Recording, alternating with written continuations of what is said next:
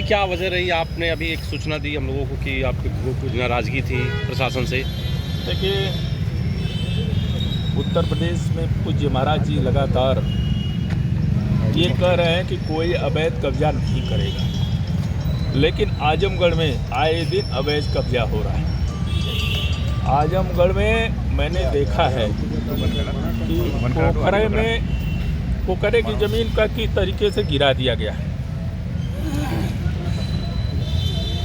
अवैध कब्जा अभी हो रहा था। कल हमारे कुछ नेताओं ने उस पर भी आंदोलन किया था और नेताओं को किस तरीके से यहाँ के प्रशासन ने अशब्द का प्रयोग किया और भाजपा संगठन को भी उसने बोला।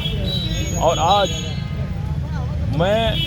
मेरा भाई, एक बड़े भाई हैं, ज़मीन का एग्रीमेंट कराए थे। उनके मित्र मोनू, ओम प्रकाश चौबे, मोनू के मामा से, और वो ज़मीन पे लगातार जब पैमाइश हो गई, वहाँ पे लेखपाल कानगो और एसडीएम महोदय, सारे लोग, नायब, सारे लोग जा कर के चिन्हित कर दिए, तो फिर उस पर कार्य कराने का कोई औचित्य नहीं बनता। अभी वहाँ पे अवैध रूप से पुलिस खड़ी होकर के कार्य करा रही थी। जब हम लोग पहुँचे हैं तो मेरे साथ एक पत्रकार शिव प्रकाश चौबे जी भी साथ गए थे, लेकिन वहाँ के एसआई महोदय ने तुरंत उनकी मोबाइल खींच करके उनको गाली, अभद्रता का प्रयोग किए हैं। और जब मैंने माननीय जिलाध्यक्ष जी को सारी बात बताया, माननीय जिलाध्यक्ष जी ने कल उस पर पंचायत बैठाने की बात की कि पंचायत बैठा करके इसको हल कर दिया जाएगा।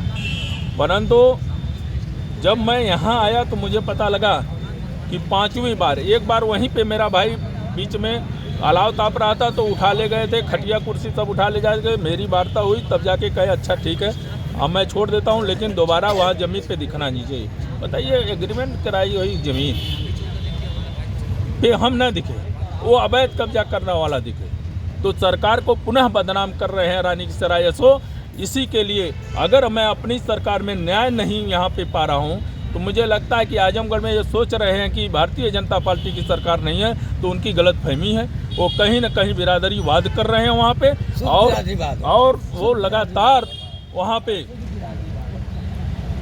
वो विपक्ष से मिलकर, चाहे धन का उनका प्रलोभन हो, चाहे वो, क्योंकि कीमती ज़मीन है तो इसलिए उस ज़मीन का भी प्रलोभन उनको दिया गया हो, तो ये शोर लगातार उस पर। मैं आज सुबह डीएम साहब से मिला, डीएम साहब ने सुबह यहाँ के तलदार महोदय की बात किया, तलदार महोदय ने उनसे बात किया, उन्होंने कहा कि सीआरओ साहब रोके, सीआरओ साहब से बात हुई, सीआरओ साहब कहे मैं क्यों रोकूंगा, सारे अधिकारी कह रहे हैं मैं नहीं रोकूंगा।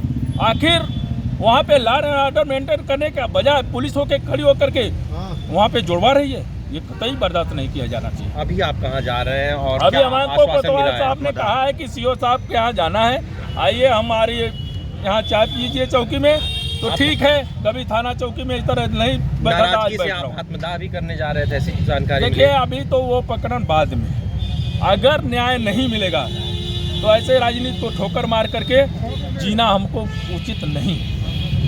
आप पदाधिकारी भी हैं भाजपा में? पदाधिकारी हैं तभी ना आज गलानी है। इस तरीके से मेरे साथ हो रहा है और महाराज जी की सरकार को बदनाम किया जा रहा है, तो और जगह क्या होता होगा। अभी आपको क्या आश्वासन मिला है? आश्वासन मिला, हमको न्याय मिलेगा। अगर न्याय नहीं मिलेगा तो अंतरिम जो भी होगा मैं आपको लोगों को बताऊंगा। क्या पद है भैया भाजपा में आपका? मैं भारतीय जनता पार्टी का जिला उपाध्यक्ष। ठीक है।